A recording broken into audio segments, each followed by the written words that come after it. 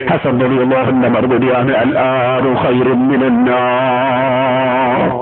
അതാണ് ഓ സഹോദരന്മാരെ, സയ്യിദന്മാരുടെ നേതാവായ ഹസൻ റളിയല്ലാഹുവിന്റെ നയം കേട്ടോ.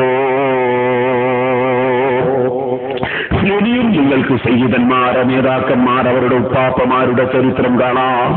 ഹുസൈൻ റളിയല്ലാഹുവിന്റെ സന്താന പരമ്പരയിലാണല്ലോ നമ്മുടെ നാട്ടിലുള്ള സയ്യിദന്മാരൊക്കെ വരുന്നത്. ആ പരമ്പരയിൽപ്പെട്ട വലിയ മഹാനല്ലേ സൈനുൽ ആബിദീൻ റളിയല്ലാഹു അൻഹു. ആ സൈനുൽ ആബിദീൻ റളിയല്ലാഹു അൻഹുവിന്റെ പേര് തന്നെ വരാനുള്ള കാരണം എന്താണ്? സുബ്ഹാനല്ലാഹ്, ഒരു ദിവസം 1000 റക്അത്ത് സുന്നത്ത് നിസ്കരിക്കുന്ന മഹാനാണ്. 1000 റക്അത്ത് സുന്നത്ത് നിസ്കാരം നിങ്ങളൊന്ന് ചിന്തിച്ചു നോക്കൂ. സുബ്ഹിന്റെ മുമ്പ് 2 റക്അത്ത്, ളുഹറിന് മുമ്പ് 4, ളുഹറിന് ശേഷം 4, അസറിന് മുമ്പ് 4, മഗ്രിബിന് മുമ്പ് 2, മഗ്രിബിന് ശേഷം 2, ഇശാഇന് മുമ്പ് 2, ഇശാഇന് ശേഷം 2. ഈ 22 റക്അത്ത് സുന്നത്ത് നിസ്കാരം നിസ്കരിക്കാൻ മടിയന്മാരല്ലേ നാം? പോകട്ടെ, മുഅക്കദായ സുന്നത്ത് നിസ്കാരം 10 റക്അത്ത്, സുബ്ഹിക്ക് മുമ്പ് 2, ളുഹറിന് മുമ്പ് 2, ളുഹറിന് ശേഷം 2, മഗ്രിബിന് ശേഷം 2, ഇശാഇന് ശേഷം 2. ആ 10 റക്അത്ത് നിസ്കരിക്കാനും മടിയന്മാരല്ലേ നാം?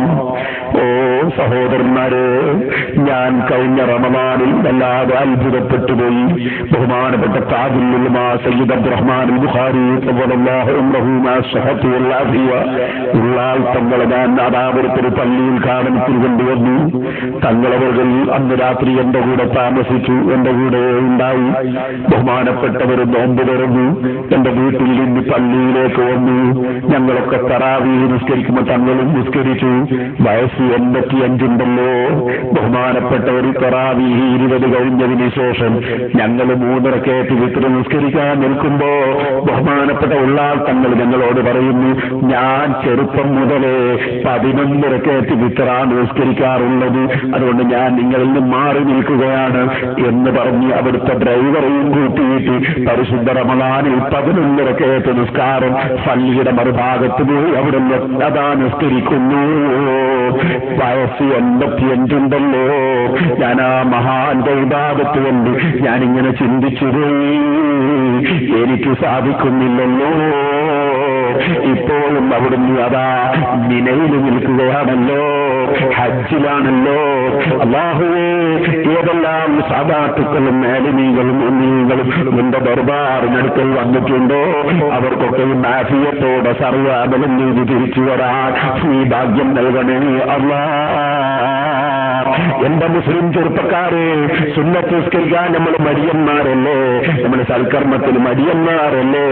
എന്നാ ബഹുമാനപ്പെട്ട സൈനുൽ ആബിദീൻ റളിയല്ലാഹു അൻഹു നബി സല്ലല്ലാഹു അലൈഹി വസല്ലമ തങ്ങളുടെ മകളുടെ മകൻ ഹുസൈൻ റളിയല്ലാഹു അൻഹുവിന്റെ മകനാണ് കേട്ടോ.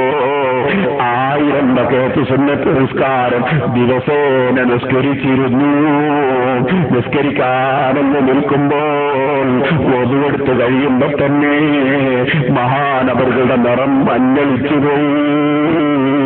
കാരണം ചോദിച്ചപ്പോ പറയുന്നത്, ഞാൻ ഏതൊരു രാജാവിന്റെ മുന്നിലാ പോയി നിൽക്കുന്നത്, ഞാനാ പടച്ച റബ്ബിനെ ഭയപ്പെട്ട് എന്റെ നിറം മാറിപ്പോകുന്നു. ആ നിലക്ക് തെക്കുവയോടെ ജീവിച്ചവരല്ലേ മുൻഗാമികളായ സയ്യിദന്മാർ, മുൻഗാമികളായ ആലിമീങ്ങൾ, സഹോദരന്മാരെ. ബഹുമാനപ്പെട്ട ഇമാം സുഹ്രി റളിയല്ലാഹു അൻഹു പരിചയമില്ലാത്ത ആലിമീങ്ങളുണ്ടോ?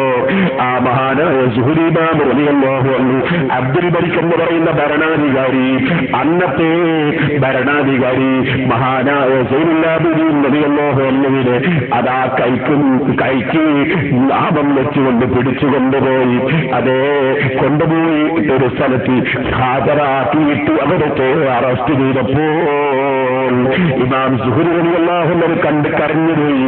കരഞ്ഞുകൊണ്ട് സമീപത്ത് എന്നിട്ട് പറഞ്ഞു, ഈ വിഷമം നിങ്ങൾക്കായിപ്പോല്ലോ തങ്ങളോ, അത് എനിക്കാണെങ്കിൽ തിരക്കേറില്ലായിരുന്നു, നിങ്ങൾക്കായിപ്പോല്ലോ എന്ന് ആ മഹാന്റെ മുന്നിൽ വെച്ച് മഹാപണ്ഡിതനായ ഇമാം സുഹ്രി റളിയല്ലാഹു അൻഹു പറഞ്ഞപ്പോ ബഹുമാനപ്പെട്ട സൈനുൽ ആബിദീൻ റളിയല്ലാഹു അൻഹുവിന്റെ മറുപടി, എന്തൊരു മറുപടിയാണ്! അതേ പറഞ്ഞ മറുപടി എന്താണ്? നിങ്ങൾ വിചാരിക്കുന്നുണ്ടോ ഇമാം സുഹരി എന്റെ കൈക്ക് ചങ്ങല വെച്ചത്, കൈക്ക് ആമം വെച്ചത് എനിക്കൊരു പ്രശ്നമാണെന്ന് നിങ്ങൾക്ക് തോന്നുന്നുണ്ടോ? ഇത് അള്ളാഹുവിന്റെ അദാബിനെ കുറിച്ച് എന്നെ ഓർമ്മിപ്പിക്കുകയല്ലേ അല്ലാഹു തആല. ദുനിയാവിലുള്ള പ്രശ്നം ആഖിറം ഓർമ്മിപ്പിക്കാനല്ല തന്നതല്ലേ. അതുകൊണ്ട് എനിക്കതൊരു പ്രശ്നമേ അല്ല എന്ന് പറഞ്ഞ് ക്ഷമിച്ചിരുന്ന ബഹുമാനപ്പെട്ടവര്, സുബ്ഹാനല്ലാഹ്, ബഹുമാനപ്പെട്ടവരെന്താ ചെയ്യുന്നത്? ആ നിൽക്കുന്ന സംഘം കയ്യെന്നങ്ങ് നീക്കിയപ്പോ കയ്യിന്റെയും കാലിന്റെയും ചങ്ങല താനേ അങ്ങ് നീങ്ങിപ്പോയി. കറാമത്താണ് കേട്ടോ, കറാമത്തങ്ങൾ കാണിച്ചു കൊടുക്കുകയാണ്. കയ്യിന്റെയും കാലിന്റെയും ചങ്ങല അങ്ങനെ തന്നെ അങ്ങ് നീങ്ങിപ്പോയി. എന്നിട്ട് ബഹുമാനപ്പെട്ടവർ പറഞ്ഞു, ഇമാം ജോലി നിങ്ങൾ പേടിക്കണ്ട, ഞാൻ ഈ മദീനയിൽ നിന്ന് 2 ദിവസം കൊണ്ട് നാടങ്ങ് വിടും കേട്ടോ. ആരെന്നെ കാവൽ വന്നിട്ടും കാര്യമില്ല, ഞാൻ നാടങ്ങ് വിടും, നിങ്ങൾക്ക് കേൾക്കാം. സുബ്ഹാനല്ലാഹ്, 2 ദിവസം കഴിഞ്ഞ് നോക്കുമ്പോ പിന്നെ ബഹുമാനപ്പെട്ടവരെ കാണുന്നില്ല. അതേ പട്ടാളക്കാർ തെരിയാണ്, കാണുന്നില്ല. ഒട്ടാകെ നോക്കിയിട്ട് കാണുന്നില്ല. ഇമാം സുഹരി റളിയല്ലാഹു ഭരണാധികാരിയായ അബ്ദുൽ മലിക്കിന്റെ സമീപത്ത് എന്ന് വിവരം അന്വേഷിച്ചപ്പോൾ ബഹുമാനപ്പെട്ടവര് പറയാണ്, അതേ അതവിടുന്ന് നേരത്തെ തന്നെ പറഞ്ഞ സംഗതിയല്ലേ, അത് നേരത്തെ തന്നെ പറഞ്ഞ സംഗതിയല്ലേ. 2 ദിവസം കഴിഞ്ഞാൽ എന്നെ കാണുകയില്ലെന്ന് നേരത്തെ തന്നെ പറഞ്ഞ കാര്യമല്ലേ. ഔലിയാക്കളല്ലേ ആ സയ്യിദന്മാർ, കറാമത്തുകളുള്ളവരല്ലേ ആ സയ്യിദന്മാർ.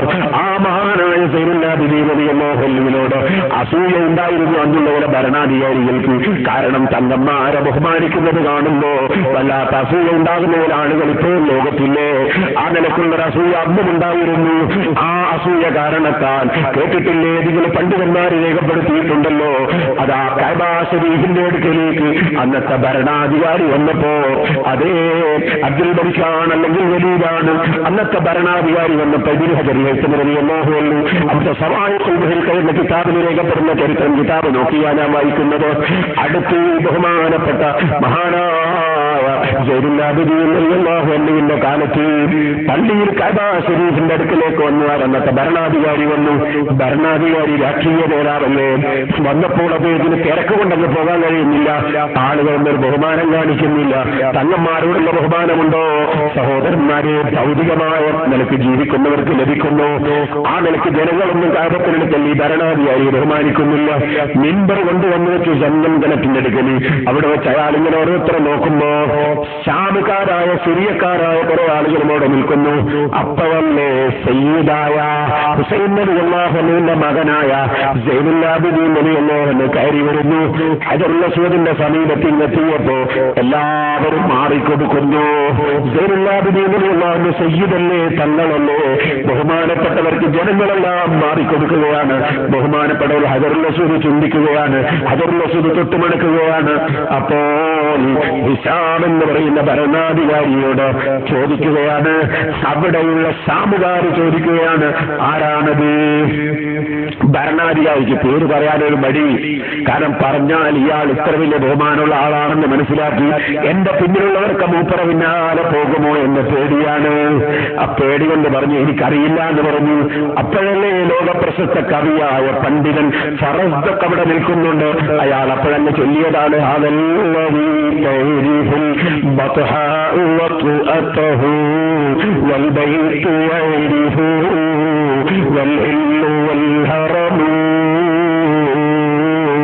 ഭരണാധികാരിയായ നിങ്ങൾക്ക് അയാളെ അറിയൂല അല്ലേ? എന്നാൽ കഅബ ശരീഫിലും ഹറമിലും ഹില്ലിലും ആ മഹാനെ പരിചയമുണ്ട് കേട്ടോ.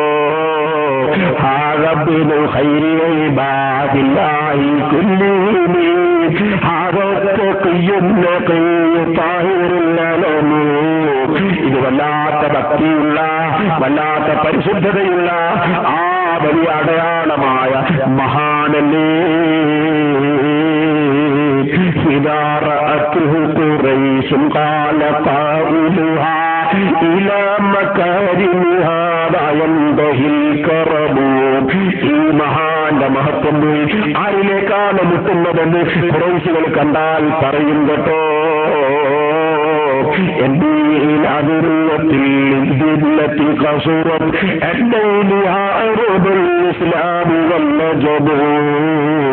മുസ്ലിമീങ്ങളായ അറബികളും അനറബികളുമൊക്കെ ഒരുപോലെ ബഹുമാനിക്കുന്ന നേതാവായ സയ്യിദുല്ലനാ മുഹമ്മദുർ റസൂലുള്ളാഹി സ്വല്ലല്ലാഹു അലൈഹി വസല്ലം തങ്ങളുടെ പൊന്നോമന മക്കളല്ലേ സയ്യിദന്മാർ നബി തങ്ങളുടെ കുടുംബമല്ലേ.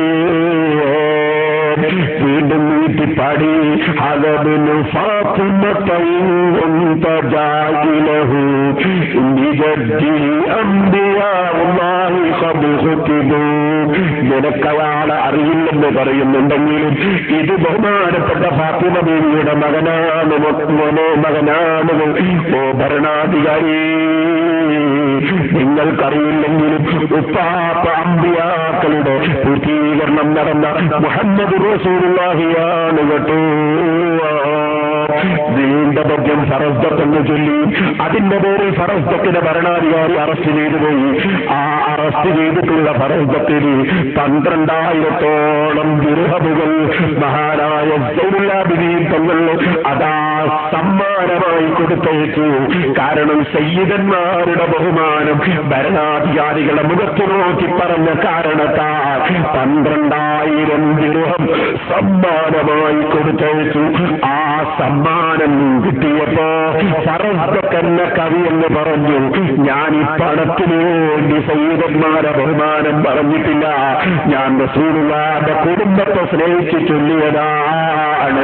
അപ്പോൾ സയ്യിദുല്ലാബിദീൻ തങ്ങളുടെ മറുപടി, ഇന്നാ അഹ്ല ബൈത്തിൻ ഇദാ ദഹബിനാ ശൈഅൻ ലാ നസ്തഈദു. ഞങ്ങൾ റസൂലുള്ളാഹിന്റെ കുടുംബമാണ്, ഞങ്ങളൊരു ഹദിയ കൊടുത്താൽ അത് പിന്നെ തിരിച്ചു വാങ്ങലില്ല, തിരിച്ചു കൊടുക്കലും ശരിയല്ല, നിങ്ങളത് വാങ്ങിക്കൂ. അത് പറഞ്ഞപ്പോ ഫറസ്ദഖ സമ്മാനം ഏറ്റുവാങ്ങി. സഹോദരന്മാരെ, ഞാൻ പറഞ്ഞു വന്നത് നബി സല്ലല്ലാഹു അലൈഹി വസല്ലം തങ്ങളുടെ കുടുംബം വല്ലാത്ത ബഹുമാനമുള്ള കുടുംബം തന്നെ, പരമ്പര മുറിയാത്ത നബി കുടുംബം എന്ന പേരിൽ ഞാൻ പ്രത്യേകം ഒരു ദിവസം പ്രസംഗിച്ച കേസറ്റുകൾ ഉണ്ടല്ലോ, അത് കിട്ടുന്ന കാലത്ത് നിങ്ങൾ വാങ്ങിക്കോട്ടോളൂ. ഇപ്പോൾ ഞാൻ അതിലേക്ക് കടന്ന് ദീർഘമായി സംസാരിക്കുന്നില്ല.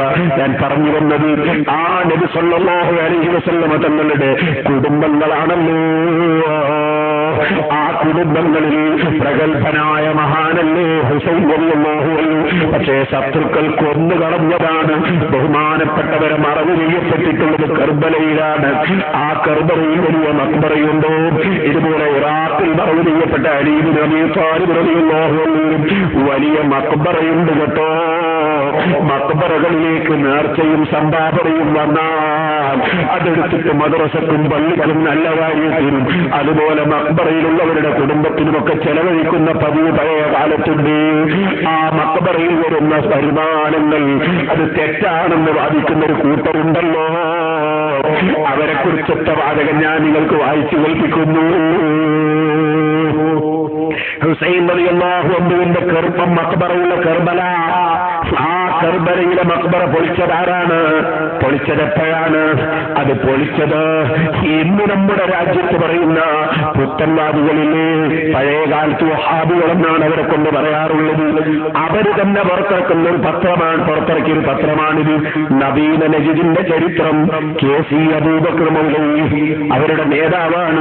അയാൾ എഴുതുകയാണ്, കർബല ആക്രമണം 1801 ഏപ്രിൽ 30 10,000 വരുന്നൊരു വമ്പിച്ച വഹാബി സൈന്യം കർബല പട്ടണം വളഞ്ഞു.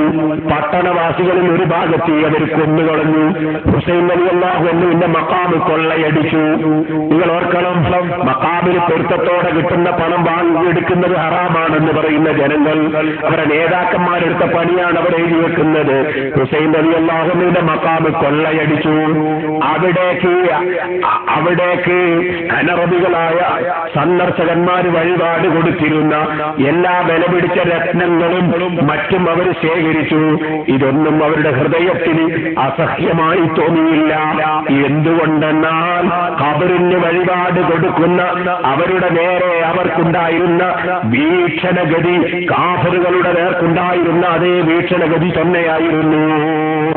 മക്ബറയിലേക്ക് നേർച്ചയാക്കുന്നവരോട് അബൂജഹലിനെ പോലത്തെ ആളുകളോടുള്ള ഭീഷണഗതിയായിരുന്നു ഹാദികൾക്കുണ്ടായിരുന്നതെന്ന് KC അബൂബക്കർ മൗലവി അവരുടെ പത്രമായ അൽ-ഇത്തിഹാദിലാണ് രേഖപ്പെടുത്തിയത്.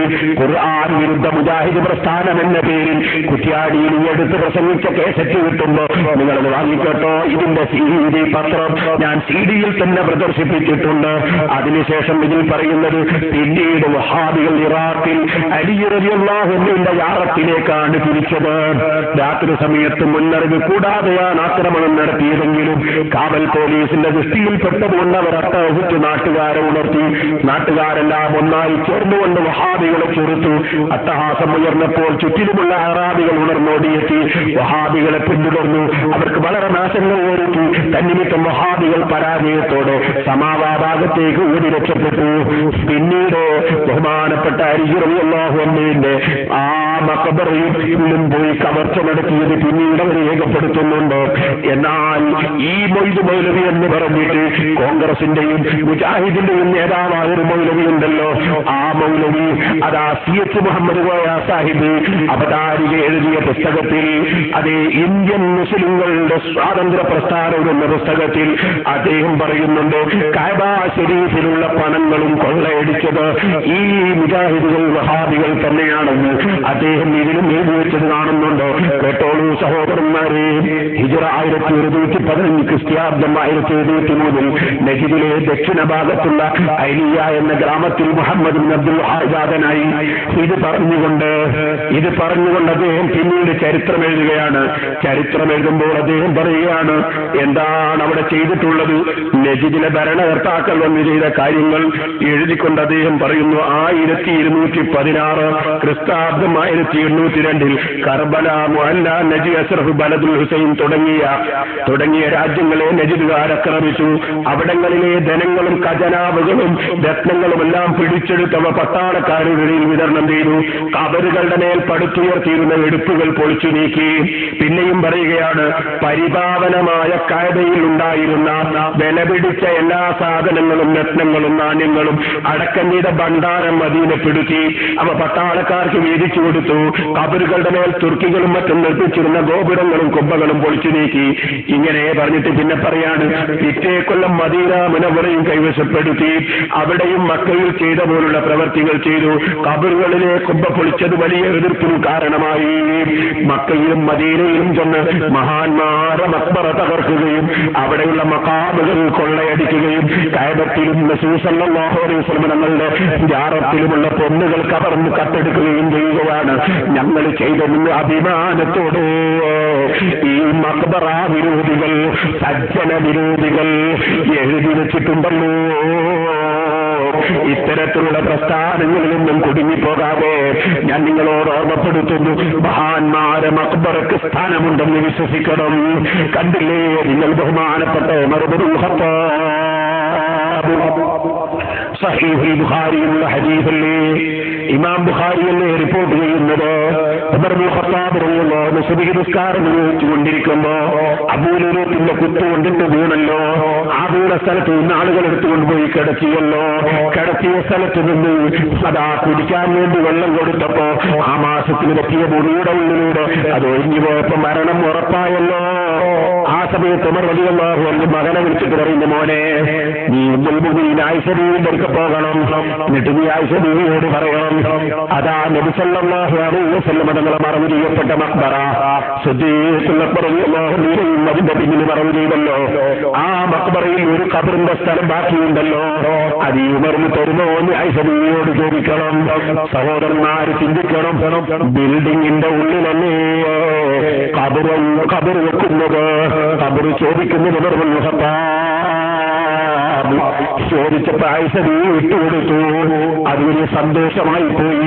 ഇത് ഇമാം ബുഖാരി റിപ്പോർട്ട് ചെയ്തപ്പോ ആ ഹദീസിന്റെ വ്യാഖ്യാനത്തിൽ ഇബ്നു ഹജർ അസ്ഖലാനി റളിയല്ലാഹു ഫത്ഹുൽ ബാരിയിൽ പറയാതെ എന്തിനാണ് ഉമർ ഇബ്നുൽ ഖത്താബ് റളിയല്ലാഹു അൻഹു എല്ലാവരെയും മറവ് ചെയ്ത മൈതാനിയിൽ ധാരാളം സ്ഥലമുണ്ടായിട്ട് ഈ സ്ഥലം ചോദിച്ചു വാങ്ങിയത് എന്തിനാണ്? അതിന്റെ കാരണം നബി സല്ലല്ലാഹു അലൈഹി വസല്ലം തങ്ങളുടെ മഖ്ബറയിൽ, സിദ്ദീഖ് റളിയല്ലാഹു അൻഹുവിന്റെ മഖ്ബറയിൽ, അത് ഔലിയാക്കളെ നേതാവിന്റെയും അമ്പിയാക്കളെ നേതാവിന്റെയും മഖ്ബറയാണ്. സമയമാണല്ലോ. അവിടെ അല്ലാഹുവിന്റെ പ്രത്യേകമായ റഹ്മത്ത് ഇറങ്ങിക്കൊണ്ടിരിക്കും, ബർക്കത്ത് ഇറങ്ങിക്കൊണ്ടിരിക്കും. ആ റഹ്മത്തും ബർക്കത്തും ബഹുമാനപ്പെട്ട ഉമർ ഇബ്നുൽ ഖത്താബിന് ഖിയാമത്ത് നാൾ വരെ കിട്ടാനാണ് ആ മഖ്ബറയിൽ തന്നെ മറവ് ചെയ്യണമെന്ന് സ്ഥലം ചോദിച്ചു വാങ്ങിയതെന്ന് ഇമാം ഇബ്നു ഹജർ തങ്ങൾ സഹീഹുൽ ബുഖാരിയുടെ ഹദീസ് വിശദീകരിച്ചുകൊണ്ട് രേഖപ്പെടുത്തുന്നു. അപ്പോൾ ഉമർ ഇബ്നുൽ ഖത്താബിനെ പോലുള്ള മഹാന്മാർ വിശ്വസിച്ചത് മഹത്വമുള്ളവരുടെ മഖ്ബറയിൽ ബർക്കത്ത് ഇറങ്ങുന്നുണ്ടെന്നാണ്, റഹ്മത്ത് ഇറങ്ങുന്നുണ്ടെന്നാണ്. അതാണ് സുന്നത്ത് ജമാഅത്തിന്റെ വിശ്വാസം, അതാണ് ഇസ്ലാമിന്റെ വിശ്വാസം. കേട്ടു. പിന്നെയോ മഖ്ബറയിൽ ചെന്നാൽ വേണ്ടത്, മഖ്ബറ സന്ദർശിക്കുമ്പോൾ വേണ്ടത് മഖ്ബറയിലുള്ളവരെ വിളിക്കലാണ്, പറയലാണ്. എന്താ പറഞ്ഞത് മനസ്സിലായില്ലേ? ഞാൻ നേരത്തെ ഇവിടെ സ്റ്റേജ് ബുക്ക് കഴിഞ്ഞപ്പോൾ നിങ്ങൾക്കൊക്കെ സലാം ചൊല്ലിയില്ലേ? എങ്ങനെയാ സലാം ചൊല്ലിയത്? അസ്സലാമു അലൈക്കും. ഞാനെന്തല്ലേ മിമ്പർ മുന്നിൽ ഖത്തീബ് സലാം ചൊല്ലല് അസ്സലാമു അലൈക്കും വറഹ്മത്തുള്ളാഹി വബറകാതുഹു അല്ലേ? പിന്നെണ്ട് സാഹിത്യ സമാജത്തിൽ കുട്ടികൾ സലാം ചൊല്ലലുണ്ട്. അധ്യക്ഷരെ, ഉദ്ഘാടകരെ, മറ്റയാളെ അസ്സലാമു അലൈക്കും. അത് അങ്ങനെയല്ല സലാം പറയേണ്ടത്. സലാം പറയേണ്ടത് കണ്ടാൽ സലാം കൊണ്ടാണ് മിണ്ടൽ വേണ്ടത്. തുടക്കം തന്നെ സലാമാവേണ്ടത്. അതാ ഖത്തീബ് കാണിക്കുന്നത്. മിമ്പർക്കാരോടത്തിൽ അസ്സലാമു അലൈക്കും വറഹ്മത്തുള്ളാഹി വബറകാതുഹു അങ്ങനെയാ സലാം പറയേണ്ടത്. പക്ഷെ ആരോട്? ജീവിച്ചിരിക്കുന്നവരോട്. വിളിച്ചിട്ടല്ല സലാം പറയേണ്ടത്. എന്നാൽ വിളിച്ച് സലാം ചൊല്ലിയാൽ ഹറാമാണ് എന്നല്ലട്ടോ, അത് വേറെ വിഷയം. എന്നാൽ അത് ഏറ്റവും ശരിയായ ഉപായം പറഞ്ഞു. എന്നാൽ മരിച്ചവരോട് സലാം ചൊല്ലണ്ടേ? എങ്ങനെ മരിച്ചവരോട് സലാം ചൊല്ലണോ? മരിച്ചവരെ വിളിച്ചിട്ട് സലാം ചൊല്ലണോ? നബി സല്ലല്ലാഹു അലൈഹി വസല്ലം പഠിപ്പിച്ചത്. ഒരു കൂട്ടർ പഠിപ്പിക്കുന്നത് മരിച്ചവരെ വിളിക്കാൻ പാടില്ല. റസൂൽ സല്ലല്ലാഹു അലൈഹി വസല്ലം പഠിപ്പിക്കുന്നത് സലാം ചൊല്ലുമ്പോൾ പോലും വിളിക്കണമെന്നാണ്. അല്ലേ? ഇമാം മുസ്ലിം റിപ്പോർട്ട് ഹദീസ് നോക്കൂ നിങ്ങൾ. എങ്ങനെയാ സലാം ചൊല്ലേണ്ടത് മരിച്ചാക്ക്? അഷ്റഫുൽ ഖൽഖ് സല്ലല്ലാഹു അലൈഹി വസല്ലം പഠിപ്പിക്കുന്നു, അസ്സലാമു അലൈക്കും അഹ്ലദ് ദിയാരി മിനൽ മുഅ്മിനീന വൽ മുസ്ലിമീൻ വഇന്നാ ഇൻസാ അല്ലാഹു ബിക്കും ലാഹിഖൂൻ നസ്അലുല്ലാഹ ലനാ വലക്കുമുൽ ആഫിയ. സിയാറത്തിന്റെ സമയത്ത് നബി സല്ലല്ലാഹു അലൈഹി വസല്ലം പഠിപ്പിച്ച വാചകം എന്താണ്? അസ്സലാമു അലൈക്കും എന്ന് പറഞ്ഞാൽ പോരാ, അവരെ വിളിക്കണം, ഖബറിലുള്ളവരെ വിളിക്കണം. അഹ്ലദ് ദിയാരി മിനൽ മുഅ്മിനീന വൽ മുസ്ലിമീൻ, മുസ്ലിമീങ്ങളും മുഅ്മിനീങ്ങളുമായി ഈ വീടുകളിൽ താമസിക്കുന്ന വീട്ടുകാരെ അസ്സലാമു അലൈക്കും വിളിച്ചിട്ട് പറയണമെന്നാണ്. മരിച്ചവരെ വിളിച്ച് സലാം പറയണമെന്നാണ്. മരിച്ചവരെ വിളിക്കരുത് നബി സല്ലല്ലാഹു അലൈഹി വസല്ലം പറഞ്ഞിട്ടില്ല, സ്വഹാബത്ത് പറഞ്ഞിട്ടില്ല.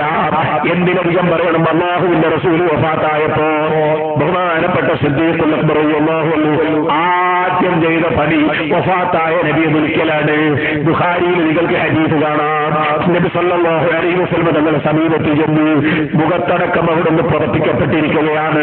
ആ പുറപ്പ് മുഖത്ത് നിന്ന് നീക്കിയിട്ട് നബി സല്ലല്ലാഹു അലൈഹി വസല്ലം തങ്ങളുടെ മുഖം ഒന്ന് നന്നായി ചുംബിച്ചിട്ട് കണ്ണിന് വെള്ളമൊലിപ്പിച്ചുകൊണ്ട് മുഖമുയർത്തുന്ന സിദ്ദീഖ് റളിയല്ലാഹു അൻഹു അല്ലാഹുവിന്റെ റസൂലിനെ വിളിക്കുകയാണ്. മരിച്ചതിന് ശേഷം വിളിക്കരുതെന്നല്ലേ ചിലർ പറയുന്നത്. എന്നാ ബഹുമാനപ്പെട്ട സിദ്ദീഖുൽ അക്ബർ റളിയല്ലാഹു വിളിക്കുകയാണ്. ഇമാം ബുഖാരി റിപ്പോർട്ട് ചെയ്യാണ്. വിളിച്ചത് എന്താണ്? അൻത വ ഉമ്മീ യാ നബിയല്ലാഹ്, അല്ലാഹുവിന്റെ നബിയായവരെ, എന്റെ ബാപ്പയെയും ഉമ്മയെയും അങ്ങേക്ക് സമർപ്പിക്കുന്നു നബിയേ എന്ന് നബിയെ വിളിക്കുകയാണ്.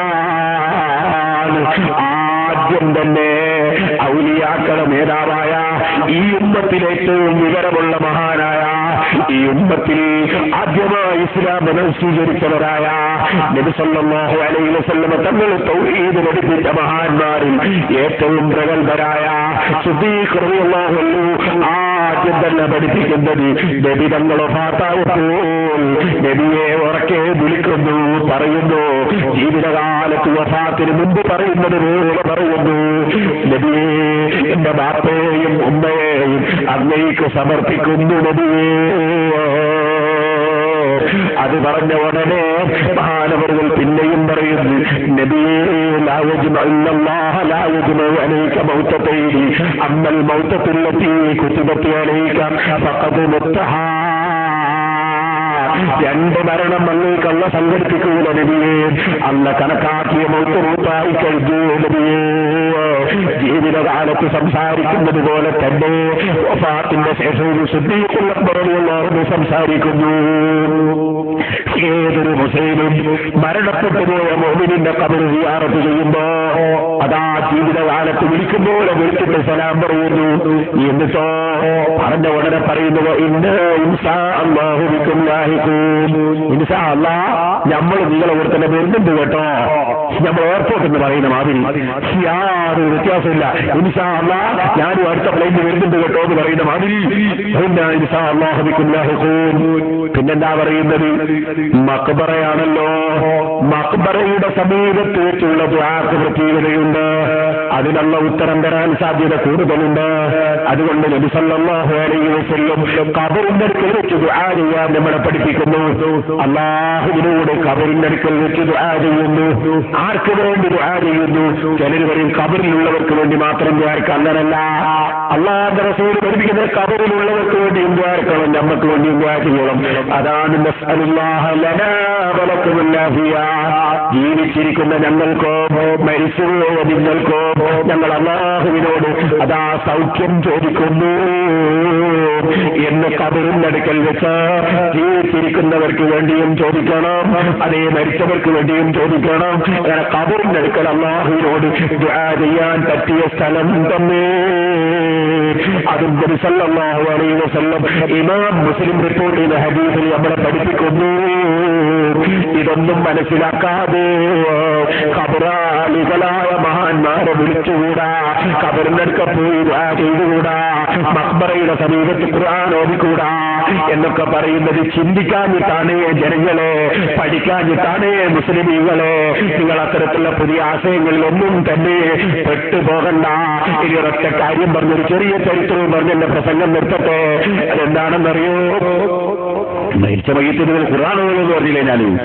ചിലർ മരിച്ച മയ്യത്തിന്റെ മേൽ ഖുർആൻ ഓതാൻ പറ്റൂല.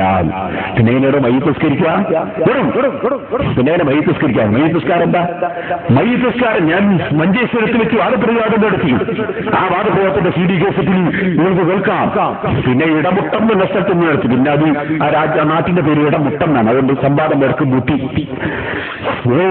മുട്ടിയത് സുബ്ഹാനല്ലാഹ്. പുസ്തകത്തിന്റെ പകുതി മൂടി വെച്ച് വായിച്ചപ്പോ പിടിച്ചപ്പോ വായിക്കാൻ പറഞ്ഞു, വായിക്കൂലാതായിരുന്നു. അങ്ങനെയാണ് മുട്ടിപ്പോയത്. സ്വാധീനിക്കട്ടെ. അതാ ഇടമുട്ടം സംവാദം. എന്നാൽ ഞാൻ എന്റെ മുസ്ലിമുകളോട് പറയട്ടെ, ഞാൻ മഞ്ചേശ്വരത്ത് വെച്ച് അവർക്കും കേൾപ്പിച്ച് നേരിട്ട് വന്ന് ഞാൻ അവരോട് പറഞ്ഞു, നിങ്ങൾക്ക് എന്റെ ചിന്തയില്ലേ? നിങ്ങൾ മയ്യത്ത് നിസ്കരിക്കുന്നില്ലേ? മയ്യത്ത് നിസ്കാരം, മയ്യത്ത് നിസ്കരിക്കുമ്പോൾ എന്താ നിയ്യത്ത്? എന്താ മോനെ മയ്യത്ത് നിസ്കരിക്കുന്ന നിയ്യത്ത്? എല്ലാവർക്കും അറിയില്ലേ എന്താ മയ്യത്ത് നിസ്കരിക്കുന്ന നിയ്യത്ത്? ഈ മയ്യത്തിന്റെ പേരിൽ ഫർളായ നിസ്കാരം ഞാൻ നിസ്കരിക്കുന്നു അല്ലേ? മയ്യത്തിന്റെ പേരിൽ ഫർളായ നിസ്കാരം ഞാൻ നിസ്കരിക്കുന്നു. അപ്പൊ നിസ്കാരം എന്ന് പറഞ്ഞാൽ എന്താ? മയ്യത്ത് നിസ്കാരം എന്ന് പറഞ്ഞാൽ എന്താ? അതിന്റെ ആദ്യം മുതൽ അവസാനം വരെ അല്ലേ നിസ്കാരം? അപ്പൊ ഈ മയ്യത്ത് നിസ്കാരത്തിന്റെ ആദ്യം മുതൽ അവസാനം വരെ ആരെ പേരില്ല? മയ്യത്തിന്റെ പേരിൽ. എന്നായി നമ്മൾ നോക്കുക. ഒന്നാമത്തെ പരിപാടി എന്താണ് മയ്യത്ത് നിസ്കാരത്തിൽ? ഈ മയ്യത്തിന്റെ പേരിൽ ഫർളായ നിസ്കാരം ഞാൻ നിസ്കരിക്കുന്നു, അല്ലാഹു അക്ബർ. ഒന്നാമത്തെ പരിപാടി ദിക്ർ. അല്ലാഹു അക്ബർ ദിക്റ. ഈ ദിക്ർ ആരെ പേരില്ല? മയ്യത്തിന്റെ പേരിൽ. അപ്പൊ അല്ലാഹു അക്ബർ എന്ന് മയ്യത്തിന്റെ പേരിൽ ഒരു ദിക്ർ. അടുത്ത പരിപാടി എന്താണ്? അടുത്ത പരിപാടി അൽ ഫാത്തിഹ അല്ലേ? അൽ ഫാത്തിഹ എന്ന് പറയണ്ട, സൂറത്തുൽ ഫാത്തിഹ ഓതുന്നു. ആരെ പേരിൽ? മയ്യത്തിന്റെ പേരിൽ ഫാത്തിഹ ഓതുന്നു. ഇനി അടുത്ത പരിപാടി എന്താണ്? വീണ്ടും ഒരു ദിക്ർ, അല്ലാഹു അക്ബർ ഒരു ദിക്ർ. ആരെ പേരില്ല? മയ്യത്തിന്റെ പേരിൽ. നിങ്ങൾ എന്താ നിയ്യത്ത് ചെയ്യാറുള്ളത്? എന്താ നിയ്യത്ത് ചെയ്യാറ്? മയ്യത്ത് നിസ്കാരത്തിന്റെ കുറച്ച് ഭാഗം മയ്യത്തിന്റെ പേരിൽ തീർത്ത് മയ്യത്തിന്റെ പേരിലല്ലേ? അപ്പൊ അല്ലാഹു അക്ബർ എന്ന ദിക്ർ മയ്യത്തിന്റെ പേരിൽ, ഫാത്തിഹ സൂറത്ത് മയ്യത്തിന്റെ പേരിൽ, പിന്നെയും അല്ലാഹു അക്ബർ മയ്യത്തിന്റെ പേരിൽ. അടുത്ത പരിപാടി അടുത്ത മയ്യത്തിന്റെ പേരിൽ ഒരു സ്വലാത്ത്. നബി സല്ലല്ലാഹു അലൈഹി വസല്ലം ഞങ്ങളുള്ള സ്വലാത്ത് മയ്യത്തിന്റെ പേരിൽ, മയ്യത്തിന്റെ പേരിൽ ഒരു സ്വലാത്ത്. സ്വലാത്തിന്റെ പിന്നെ പരിപാടി അല്ലാഹു അക്ബർ വീണ്ടും ഒരു ദിക്ർ. അടുത്ത പരിപാടി എന്താണ്? ദിക്ർ കുറെ കൂടുതലല്ലോ. ദിക്ർ ധാരാളമാണല്ലോ. അപ്പൊ ദിക്ർ പിന്നെ ദിക്ർ. ഇനി അടുത്ത എന്താണ്? അടുത്ത മയ്യത്തിന്റെ പേരിൽ ദുആ. അടുത്ത എന്താണ്? അല്ലാഹു അക്ബർ വീണ്ടും മയ്യത്തിന്റെ പേരിൽ ദിക്ർ. അടുത്ത എന്താണ്? മയ്യത്തിന്റെ പേരിൽ ജീവിച്ചിരിക്കുന്നവർക്കൊക്കെ ഒരു സലാം പറയും. അസ്സലാമു അലൈക്കും വറഹ്മത്തുള്ളാഹി വബറകാതുഹു. മയ്യത്തിന്റെ പേരിൽ ജീവിച്ചിരിക്കുന്നവർക്ക് സലാം. ഇതല്ലേ മയ്യത്ത് നിസ്കാരം? അപ്പൊ മയ്യത്ത് നിസ്കാരം എന്ന് പറഞ്ഞാൽ തന്നെ മയ്യത്തിന്റെ പേരിൽ ദിക്ർ ചൊല്ലുക, മയ്യത്തിന്റെ പേരിൽ ഖുർആൻ ഓതുക, മയ്യത്തിന്റെ പേരിൽ സ്വലാത്ത് ചൊല്ലുക, മയ്യത്തിന്റെ പേരിൽ പ്രാർത്ഥിക്കുക. പിന്നെ മയ്യത്തിന്റെ പേരിൽ ഒന്നും ചെയ്തിട്ട് കാര്യമില്ല എന്ന് പറഞ്ഞാൽ പിന്നെ മയ്യത്ത് നിസ്കരിക്കുന്നു.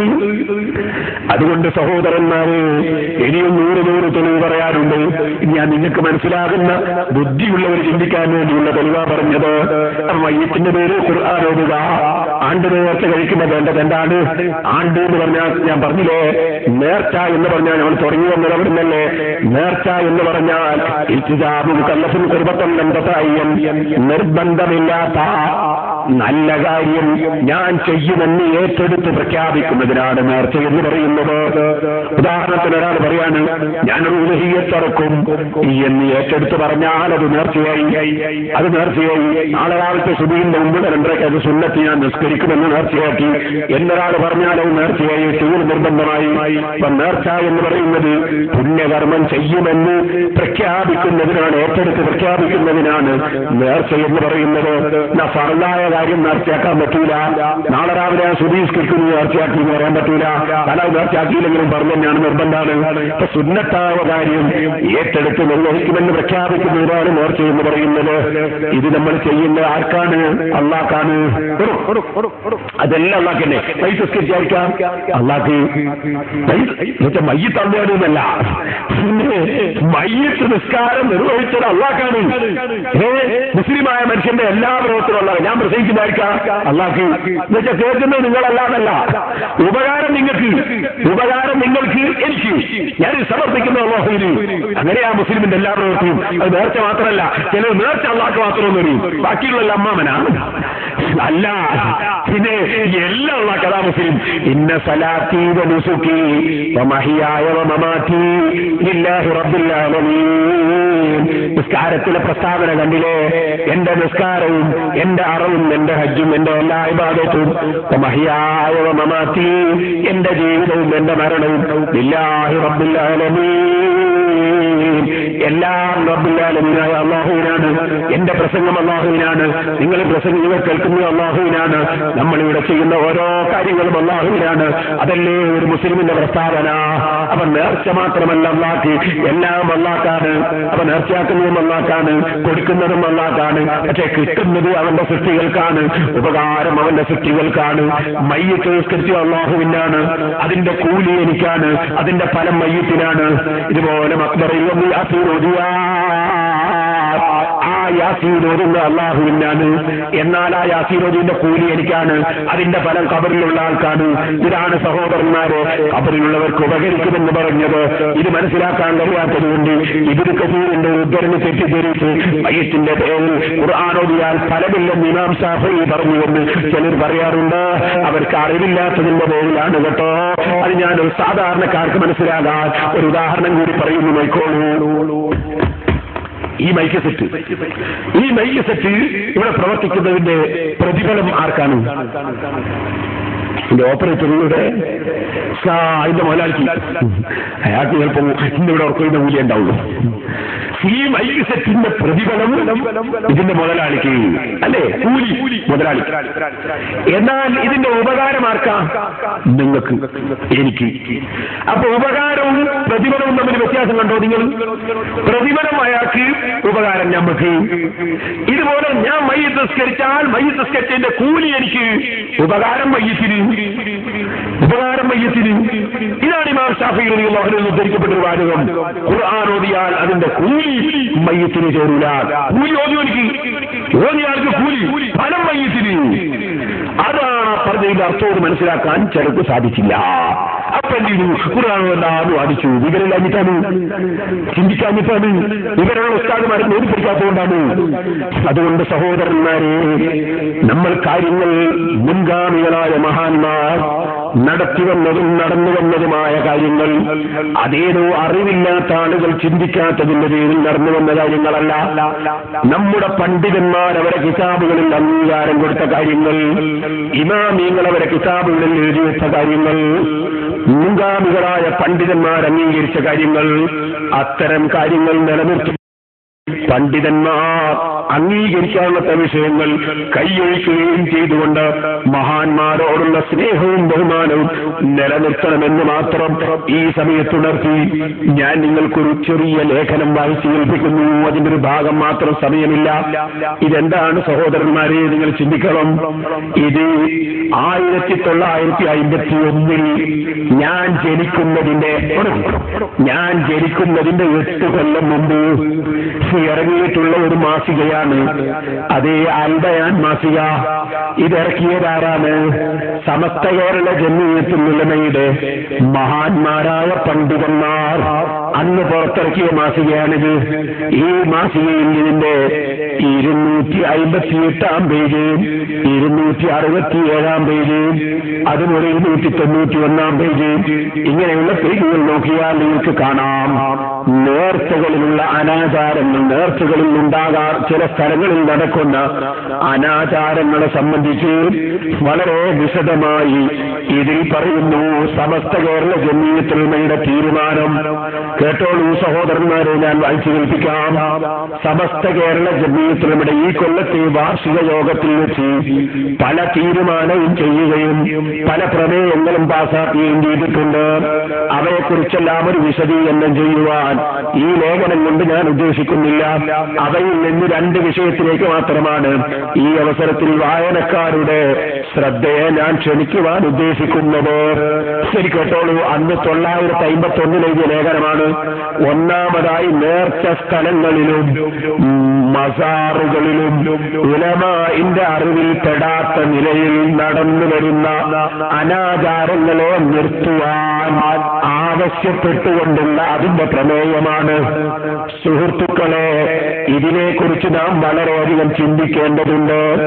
നമ്മുടെ ഇടയിലുള്ള ഒരു തരക്കാര് സിയാറത്ത് വേണ്ടെന്ന് പറയുവാൻ പോലും പ്രേരിപ്പിച്ചത് ഇന്നത്തെ ചില സ്ഥലങ്ങളിൽ നടന്നു വരുന്നതും ശറഈ വിരോധിക്കപ്പെട്ടതുമായ അനാചാരങ്ങളാണെന്ന് പറഞ്ഞാൽ അവാസ്തവമായി പോകുമെന്ന് തോന്നുന്നില്ല.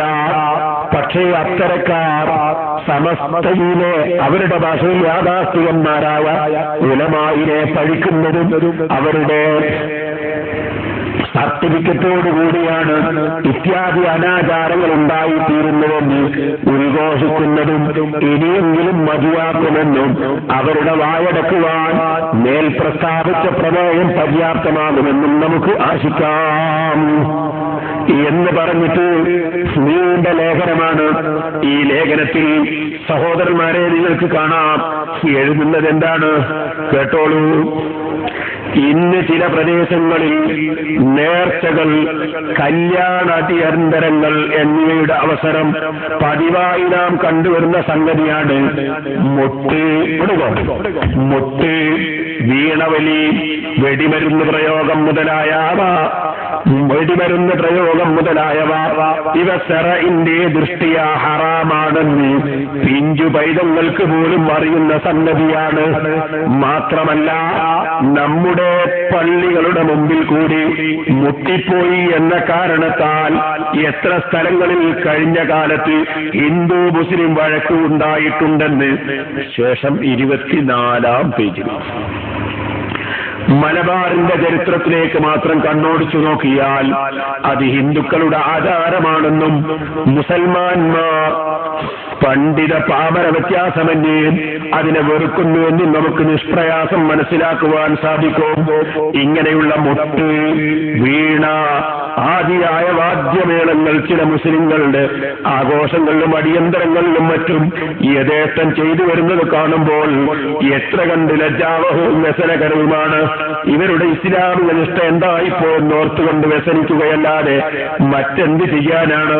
ഇത്തരക്കാരുടെ കണ്ണ് സമസ്തയുടെ ഈ പ്രമേയം തുറപ്പിക്കുമെന്നും മേലിൽ ശറയിൽ അനുവദനീയമല്ലാത്ത മുഴുവൻ സംഗതികളിലും അവർ വിരമിക്കുമെന്നും നമുക്ക് വിശ്വസിക്കാം. ഇത് നിങ്ങൾ ഓർക്കണം സഹോദരന്മാരെ. ഞാൻ ജനിക്കുന്നതിന്റെ ഏകദേശം 8-9 കൊല്ലം മുമ്പ് അതേ മഹാന്മാരായ സമസ്ത കേരള ജമീയത്തുൽ ആലിമീങ്ങൾ ബഹുമാനപ്പെട്ട മർഹൂം ഇ.കെ. അബൂബക്കർ മുസ്ലിയാർ റളിയല്ലാഹു അൻഹു തുടങ്ങിയ പണ്ഡിതന്മാര് സമസ്തയിൽ മെമ്പറാകുന്ന കാലത്ത് അത്രയും കൊല്ലങ്ങൾക്ക് മുമ്പ് നമ്മുടെ ആലിമീങ്ങൾ വളരെ നന്നായി വിശദീകരിച്ചതാണ് കേട്ടോ. അതുകൊണ്ട് തന്നെ മഹാന്മാരായ ആളുകളുടെ മക്ബറകളിൽ ആലിമീങ്ങളുടെ അംഗീകാരമില്ലെങ്കിൽ നടക്കുന്ന കാര്യങ്ങൾ അതിന് ആലിമീങ്ങൾ ഉത്തരവാദികളല്ല. പക്ഷെ ഒരു കാര്യം അറിയാതെ ചെയ്തു പോകാറുണ്ടല്ലോ. ഈ നാട്ടിലുള്ള ജനങ്ങളോട് ഞാൻ പറയുന്നു, ഇതുവരെ നിങ്ങൾ അതിനെ സംബന്ധിച്ച് കൂടുതൽ ചിന്തിക്കാതെ ചെയ്തു പോയെങ്കിൽ അത് അല്ലാഹു നമുക്ക് എല്ലാവർക്കും മാപ്പ് നൽകുമാറാകട്ടെ. ഞാനൊരു ചെറിയ ചരിത്രം പറഞ്ഞു നിർത്തുന്നു. എല്ലാവരും എഴുന്നേറ്റ് നിൽക്കുക. സഹോദരന്മാരെ, ചെറിയ ചരിത്രം. ബഹുമാനപ്പെട്ട അലി ഇബ്നു അബീ താലിബ് റളിയല്ലാഹു അൻഹു ഓർക്കുന്നു. ബുഖാരിയിൽ ഹദീസ് എന്താണ്? ബഹുമാനപ്പെട്ടവര് തീ കൊണ്ട് ശിക്ഷിച്ചു കളഞ്ഞു. തീ കൊണ്ട് ശിക്ഷിച്ച വിവരം ഇബ്നു അബ്ബാസ് റളിയല്ലാഹു അൻഹു അറിഞ്ഞപ്പോൾ ആണെന്ന് ഞാൻ ഓർക്കുന്നു.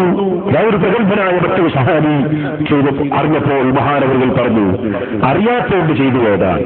നബി സല്ലല്ലാഹു അലൈഹി വസല്ലം പറഞ്ഞിട്ടുണ്ട്, ലാ യുസിബു ഇല്ലാ റബ്ബുന്നാർ, തീ കൊണ്ട് തീരപ്പടച്ച റബ്ബ് മാത്രമേ ശിക്ഷിക്കാൻ പാടുള്ളൂ എന്ന് പറഞ്ഞിട്ടുണ്ട്. അതറിയാത്തതുകൊണ്ടാണ് അലി റളിയല്ലാഹു അൻഹു ചെയ്തു പോയത്. അപ്പൊ അറിയാതെ ചെയ്തു പോയാൽ അതുകൊണ്ട് ഒരാൾ ആക്ഷേപിക്കാൻ പാടില്ല. ശരിയും നിങ്ങൾക്ക് കാണാം, ബഹുമാനപ്പെട്ട ഉമർ ഇബ്നു ഖത്താബ് റളിയല്ലാഹു അൻഹു ഭാര്യ ആതിഖ ബീവി റളിയല്ലാഹു അൻഹാ സുബ്ഹിക്ക് നിസായിലും പള്ളിയിൽ പോയാൽ എന്താ കാരണം? ആരും കാണുന്നില്ല, ഇരുട്ടല്ലേ. എന്നിട്ട് പോലെ ട്യൂബും തന്നില്ലല്ലോ. പള്ളിയിലേക്ക് പുറപ്പെട്ടില്ലേ? ഉമർ ഇബ്നു ഖത്താബ് റളിയല്ലാഹു അൻഹു വഴിക്ക് പോയി അടിച്ചിട്ട് തിരിച്ചു വരുന്നതിലെ അത് ഇമാം ഇബ്നു കസീർ അദ്ദേഹത്തിന്റെ അൽ ബിദായത്ത് വൻ നിഹായ രേഖപ്പെടുത്തിയില്ലേ? എന്താ കാരണം? ബുയൂത്തുഹുന്ന ഖൈറുൽ ലഹുന്ന, സ്ത്രീകൾക്ക് നിസ്കരിക്കാൻ വീടാണ് ഖൈർ എന്ന് നബി സല്ലല്ലാഹു അലൈഹി വസല്ലം പറഞ്ഞ വിവരം ആതിഖ എന്ന സ്ത്രീ അറിഞ്ഞിരുന്നില്ല. അപ്പൊ അറിയാത്തതിന്റെ പേരിൽ ഒരു കാര്യം ചെയ്തു പോകൽ സ്വാഭാവികമാണ്. എന്നാൽ ഈ നെട്ടൂർ പ്രദേശത്തുള്ള മുസ്ലിമീങ്ങളോട് ഞാൻ പറയുന്നു, സയ്യിദന്മാരോടും സാധാരണക്കാരനോടും അലിമീങ്ങളോടും തോലിമീങ്ങളോടും എല്ലാവരോടും പറയുന്നു, ഇനി നിങ്ങൾ പടച്ചവന്റെ അടുക്കൽ എതിരുള്ളവരല്ല. കാര്യം ചെയ്യാൻ പാടില്ലാത്ത സംഗതികൾ മഹാന്മാരെ മക്ബറയിൽ വെച്ച് ചെയ്യരുതെന്ന് ഞാൻ പ്രത്യേകം പറയുന്നു. നബി സല്ലല്ലാഹു അലൈഹി വസല്ലം തങ്ങളുടെ കുടുംബങ്ങളാണ് ഇവിടെ കിടക്കുന്നത്. അവരടുക്കൽ നല്ല അദബും വൃത്തവും കാണിക്കണം. ജീവിതകാലത്തൊരാളോട് എങ്ങനെ പെരുമാറുന്നുണ്ടോ അതുപോലെ മാത്രമേ ജീവിതകാലത്തിന് ശേഷവും പെരുമാറാൻ പാടുള്ളൂ എന്ന് പണ്ഡിതന്മാർ രേഖപ്പെടുത്തിയിട്ടുണ്ട് കേട്ടോ. അതല്ലേ ബീവി ആയിഷ റളിയല്ലാഹു അൻഹാ പറഞ്ഞത്, ഞാൻ നബി സല്ലല്ലാഹു അലൈഹി വസല്ലം തങ്ങളെ മക്ബറയിൽ പോകുമ്പോ തലമറച്ചിട്ടുണ്ടോ പർദ്ദ ധരിച്ചിട്ടുണ്ടോ എന്ന് ഞാനങ്ങനെ നോക്കാറില്ല. കാരണം എന്റെ ഭർത്താവല്ലേ, എനിക്ക് എങ്ങനെയും ഇറങ്ങിക്കൂടോ. പിന്നെ എന്റെ ബാപ്പ സിദ്ദീഖ് റളിയല്ലാഹു അൻഹുവിനെ അവിടെ മറവ് ചെയ്തു. അപ്പോഴും പിന്നെ ഞാൻ അങ്ങനെ ശ്രദ്ധിക്കാറില്ല. കാരണം എന്താണ്? എന്റെ ബാപ്പയല്ലേ, എന്റെ ബാപ്പന്റെ മുമ്പിൽ തലമറക്കാതെ എനിക്ക് ഇറങ്ങിക്കൂടോ. എന്നാൽ അതിന്റെ ശേഷം ബഹുമാനപ്പെട്ട ഉമർ ഇബ്നുൽ ഖത്താബ് റളിയല്ലാഹു അൻഹുവിനെ അവിടെ മറവ് ചെയ്തപ്പോൾ ശരീരം പൂർണ്ണമായി മറച്ചിട്ടല്ലാതെ ഞാനവിടെ ഒരിക്കലും ഇറങ്ങിയിട്ടില്ല. ജീവിതകാലത്ത് എങ്ങനെയാണോ പെരുമാറുന്നത് അതുപോലെയാണ് മരണപ്പെട്ടതിനു ശേഷവും മഹാന്മാരോട് പെരുമാറേണ്ടത്. അതുകൊണ്ട് ഞാൻ ഓർമ്മപ്പെടുത്തുന്നു, സയ്യിദന്മാരെ മക്ബറയിൽ വളരെ ബർക്കത്തുള്ള സ്ഥലങ്ങളാണ്. അവിടെ അതവോടെ ഗുരുത്വത്തോടെ മാത്രമേ പെരുമാറാവൂ. അതുപോലെ തന്നെ ആലിമീങ്ങളെ മക്ബറ, ഔലിയാക്കളെ മക്ബറ, അവിടെ നമുക്ക് മുട്ടാനും പാടാനുമുള്ള സ്ഥലമല്ല. നൃത്തം കാണിക്കാനും അതുപോലെ നാടകം കാണിക്കാനുമുള്ള സ്ഥലമല്ല. അവർക്ക് ഏറ്റവും ഇഷ്ടപ്പെട്ടതാണ് അവിടെ വേണ്ടത്. അവർക്ക് ഇഷ്ടപ്പെട്ടത് പരിശുദ്ധ ഖുർആനോദൽ തന്നെ, ദിക്ർ ചൊല്ലൽ തന്നെ, സ്വലാത്ത് ചൊല്ലൽ തന്നെ. അങ്ങനെ അവരിഷ്ടപ്പെടുന്ന സംഗതികളാണ് അവരുടെ മക്ബറകളിൽ വെച്ച് നമ്മളെപ്പോഴും ചെയ്യേണ്ടതെന്ന് ഞാൻ പ്രത്യേകം ഉണർത്തുന്നു. അതുപോലെ മക്ബറയുടെ സമീപത്ത് പറയുന്നത് ഞാൻ നേരത്തെ പറഞ്ഞല്ലോ, നല്ല കാര്യമാണ്. അങ്ങനെയുള്ള നല്ല കാര്യങ്ങളിൽ മാത്രമേ നമ്മൾ ഏർപ്പെടാവൂ എന്ന് പ്രത്യേകം ഉണർത്തുന്നു. ഇത് ഇന്നും ഇന്നലെയും പറയുന്നതല്ല. ഇവിടെ മാത്രം പറയുന്നതല്ല. ഞാൻ എന്റെ കുട്ടിക്കാലത്തും തഅല്ലുമായിരുന്ന കാലത്ത് പല മഹാന്മാരെയും മഖ്ബറ സിയാറത്ത് ചെയ്യാൻ വേണ്ടി പോയിരുന്നു. അൽഹംദുലില്ലാഹ്, അതിന്റെ ബർക്കത്തും അല്ലാഹു എനിക്ക് തന്നിട്ടുണ്ട്. അല്ലാഹു നമുക്ക് നിലനിർത്തി പെരുമാറാകട്ടെ. അങ്ങനെ ഞാൻ സിയാറത്ത് ചെയ്യാൻ പോയ കൂട്ടത്തിൽ പുത്തമ്പള്ളി ജാറത്തിൽ സിയാറത്തിന് പോയി. ഞാൻ അവിടെ ചെന്നു. ഒരു വലിയ പെരുന്നാൾ കഴിഞ്ഞ ഒഴിവ് സമയത്താണ് പോയത്. ചില മുതഅല്ലിമീങ്ങളുടെ ദർസുൽ കിതാബ് ഓതുന്ന സമയത്ത് കിതാബിലെ സെബുക്കും മുടക്കിയിട്ട് സിയാറത്തിന് പോകുന്നവർ പാടില്ല കേട്ടോ. ഔലിയാക്കൾ ഇഷ്ടപ്പെടൂല. നമ്മൾ സെബുക്കും മുടക്കി സിയാറത്തിന് വന്നാൽ ഔലിയാക്കൾ ഇഷ്ടപ്പെടൂല. അതേ സമയത്ത് പെരുന്നാളിന്റെ ഒഴിവിലോ മറ്റോ പോയാൽ അത് ഔലിയാക്കൾക്കും ഇഷ്ടമുള്ളത് തന്നെ. ഞാൻ വലിയ പെരുന്നാളിന്റെ ഒഴിവിലാണ് വന്ന് പോയത്. ഇരിക്കട്ടോ, അങ്ങനെ ചെന്നു. ഞാൻ പുത്തമ്പള്ളി ജാറത്തിൽ ചെന്നു. ഞാൻ വല്ലാതെ വിഷമിച്ചുപോയി. എന്താ കാണുന്നതെന്നറിയാമോ? ജാറത്തിലൊരു മൊയ്യാരെ പേരിലൊരാളുണ്ട്. വിവരമുണ്ടോന്ന് എനിക്കറിയില്ല. ഒരു മൊയ്യാരെ പേരിലൊരാൾ നിൽക്കുന്നുണ്ട്. ഒരു പെണ്ണവിടേക്ക് വരുന്നുണ്ട്. വന്നിട്ട് അവിടെ നിന്ന് കുറച്ച് വെളിച്ചെണ്ണ ഇങ്ങോട്ട് എടുത്തു. ആ വെളിച്ചെണ്ണ മൊയ്യാറങ്ങ് ഒഴിച്ചു കൊടുക്കാണ് വലിയ പെണ്ണിന്റെ കയ്യിലേക്ക്.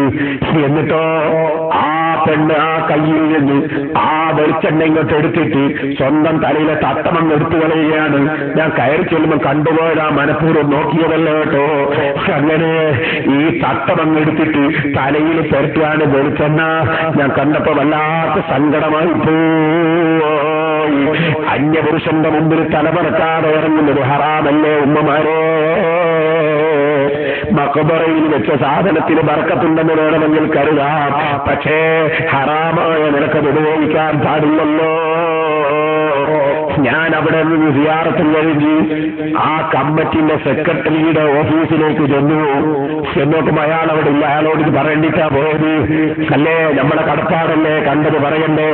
ഞാനവിടെ ചെന്നു, സെക്രട്ടറി ഇല്ല. ഞാനൊരു എഴുത്തവിടെ എഴുതി വെച്ചിട്ട് പോന്നു. പിന്നീട് ഞാൻ അന്വേഷിച്ചപ്പോൾ മനസ്സിലാക്കാൻ സാധിച്ചു, അന്നത്തെ സെക്രട്ടറി മുജാഹിദാണ്. പിന്നെ ഇങ്ങനത്തെ കാര്യം നടക്കാതിരിക്കുമോ? അതുകൊണ്ട് ഞാൻ പറയട്ടെ, സുന്നത്ത് ജമാഅത്തിന്റെ വിശ്വാസങ്ങളും കർമ്മങ്ങളും ഇമാമികളെ കിതാബുകളിൽ എഴുതി വെച്ചതനുസരിച്ച് മഖബറകൾ നടത്തിയില്ലെങ്കിൽ പടച്ചവന്റെ അടുക്കൽ മഖബറയിലുള്ള മഹാന്മാർ നമുക്കെതിരെ സാക്ഷി പറയുന്നു കേട്ടോ. പിന്നീട് എനിക്കവിടെ SYSന്റെ ഒരു പരിപാടി ഉണ്ടായി. അന്ന് ഞാൻ SSFന്റെ സ്റ്റേറ്റ് പ്രസിഡന്റ് ആയിരുന്നു. കാലം കുറേയായി, 10-15 കൊല്ലം മുമ്പാണ്. പെരുമ്പടത്തിൽ ഞാൻ അങ്ങനെ അന്നൊരു ക്ലാസ് എടുത്തു. ഒരു പൊതുയോഗത്തിൽ SYSന്റെ യോഗത്തിൽ പ്രസംഗിക്കുകയാണ്. അന്നത്തെ പ്രസംഗം മാധ്യമം പത്രം 1991 കൊല്ലം 15 പതിനാറായി. അന്നത്തെ മാധ്യമം പത്രത്തിൽ നിങ്ങൾക്ക് റിപ്പോർട്ട് കാണാം. ഞാൻ വായിച്ചു കേൾപ്പിക്കുന്നു. ജാറം കാണുന്ന പെണ്ണുങ്ങൾ പർദ്ദ ധരിക്കണം. പെരുമ്പടപ്പ് ജാറങ്ങളിലും മഖ്ബറകളിലും മുസ്ലിം സ്ത്രീകൾ പർദ്ദ ധരിക്കാതെ സന്ദർശനം നടത്തുന്നത് ബന്ധപ്പെട്ട മതസ്ഥാപന ഭാരവാഹികൾ നിരോധിക്കണമെന്ന് സുന്നി സ്റ്റുഡൻസ് ഫെഡറേഷൻ സംസ്ഥാന പ്രസിഡന്റ് പേരോട് അബ്ദുറഹ്മാൻ സഖാഫി ആവശ്യപ്പെട്ടു. ജാറങ്ങളിൽ വരുന്ന അന്യ സ്ത്രീകളുടെ കയ്യിൽ പുരുഷന്മാര് വെളിച്ചെണ്ണ പകർന്നു കൊടുക്കുന്നതും തലമുടിയിൽ പുരട്ടുന്നതും അനിസ്ലാമികമാണെന്ന് അദ്ദേഹം പറഞ്ഞു. പെരുമ്പടപ്പ് മുത്തമ്പള്ളി ജാറത്തിന് സമീപം 3 ദിവസം നീണ്ടുനിന്ന സമസ്ത കേരള സുന്നി യുവജന സംഘം സംസ്ഥാന നേതൃത്വത്തിന്റെ സമാപനത്തോടനുബന്ധിച്ചുള്ള പൊതുയോഗത്തിൽ പ്രസംഗിക്കുകയായിരുന്നു അദ്ദേഹം. എന്ന് എന്റെ പ്രസംഗം 1991 മാധ്യമം റിപ്പോർട്ട് ചെയ്തു. ഞാനിത് പറയുന്നത് ഞാൻ ഇവിടെ മാത്രം പറയുന്ന ഒരു കാര്യമല്ല. ഇത് എല്ലാ മഖ്ബറയുടെ സമീപത്തും സന്ദർഭം കിട്ടിയാൽ പറയാറുണ്ട്. പ്രത്യേകം തെറ്റ് ചെയ്യുന്ന മഖ്ബറകൾ പ്രത്യേകം പറയാറുണ്ട്.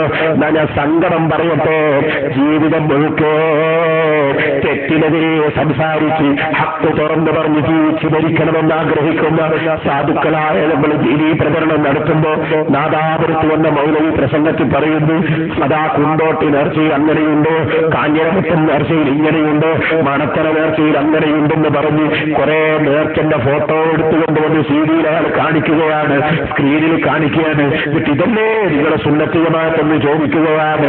ഞാൻ എന്റെ പ്രസംഗത്തിൽ പറഞ്ഞതിന്റെ മറുപടി നിങ്ങൾക്ക് കേൾക്കാം.